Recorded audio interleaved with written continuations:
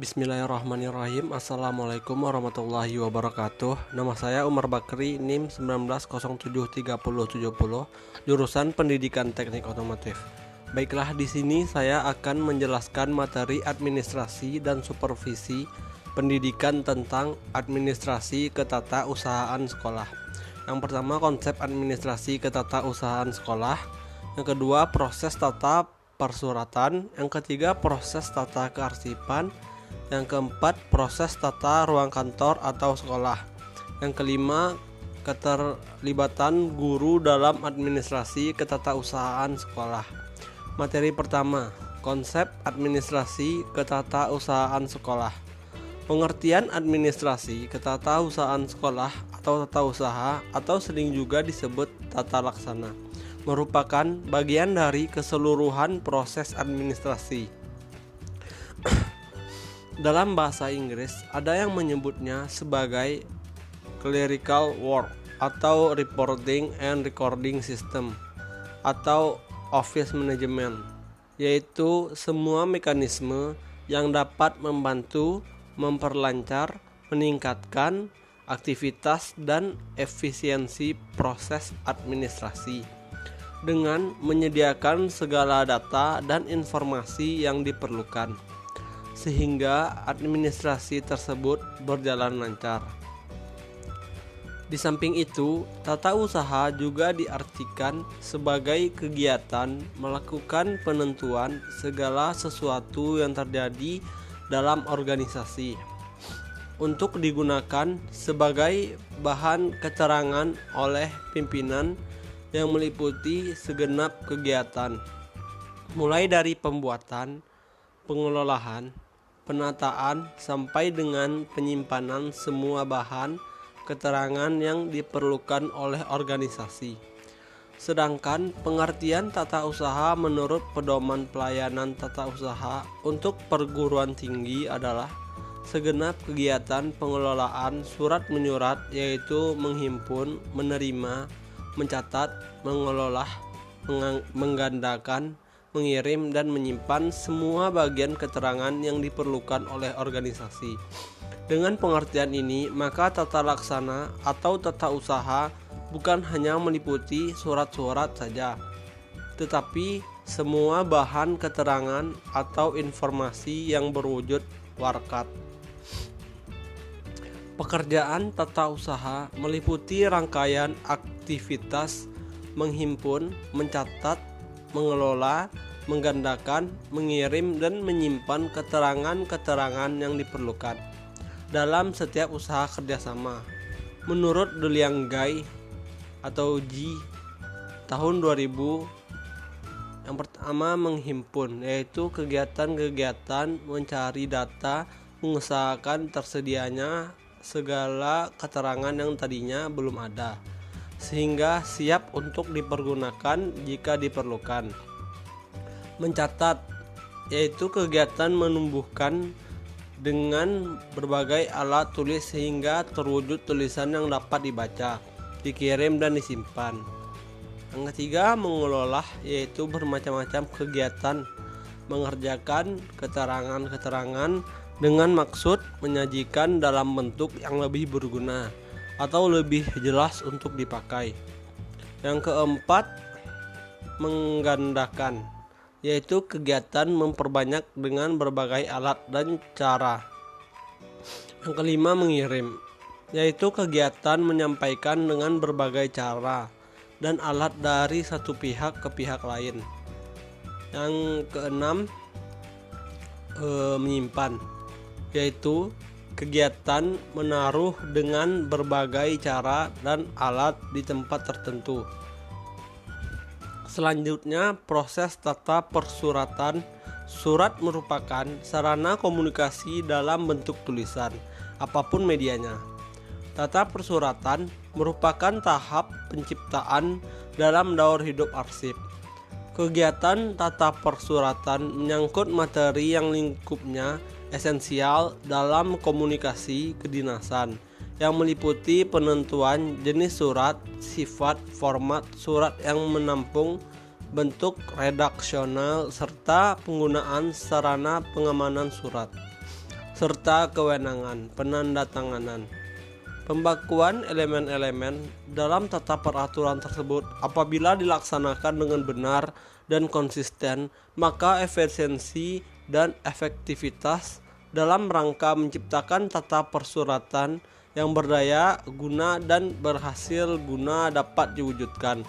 Dalam penyusunan surat penyurat dikenal petugas perhimpunan atau penerima, penyortir, pencatat, pengarah, pengolah, dan penata arsip.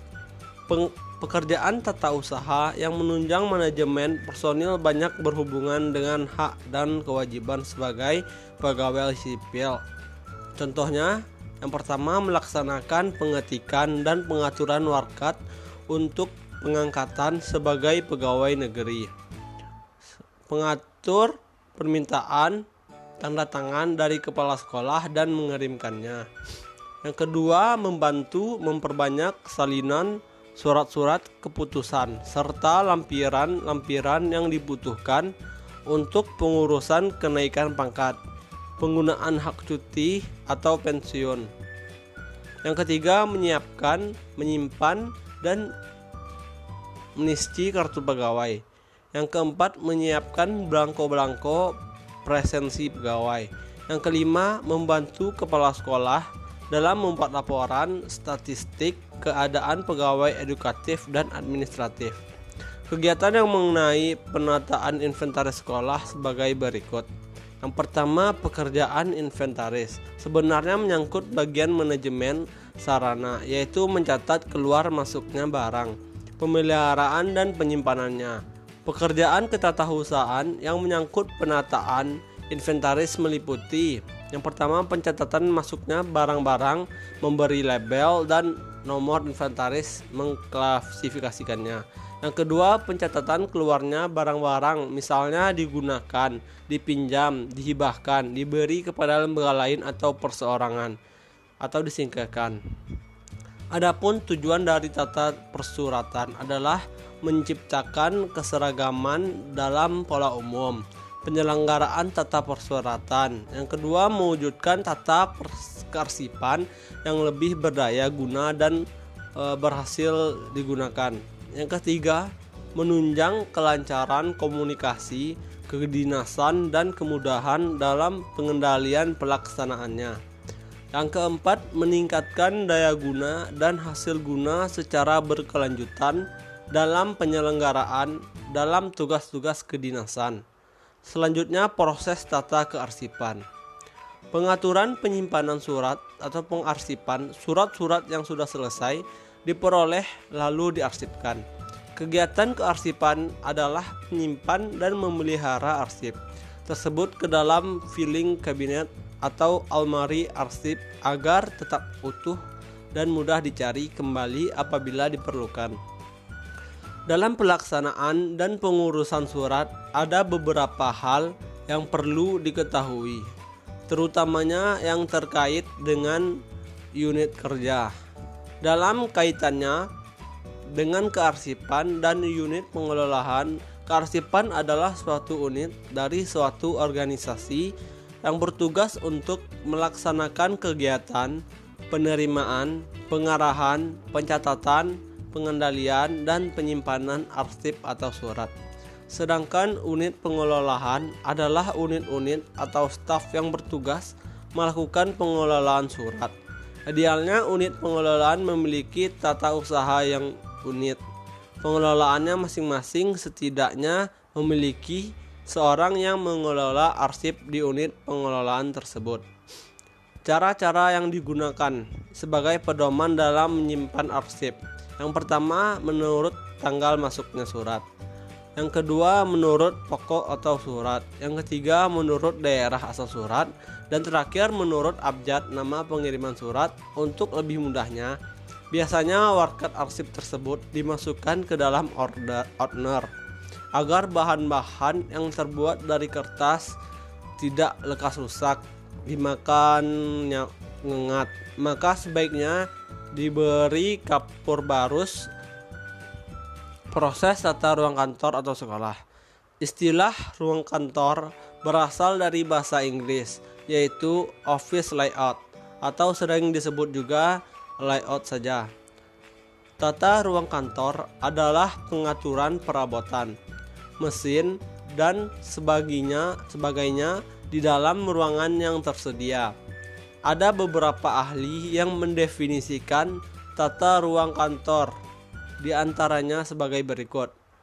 Menurut Dr. Duliang G mengatakan tata ruang adalah penyusunan alat-alat pada letak yang tepat serta pengaturan kerja yang memberikan kepuasan bekerja bagi para karyawan. Menurut Littlefield dan Peterson mengatakan office layout may be defined as the arrangement of furniture and equipment within available floor space.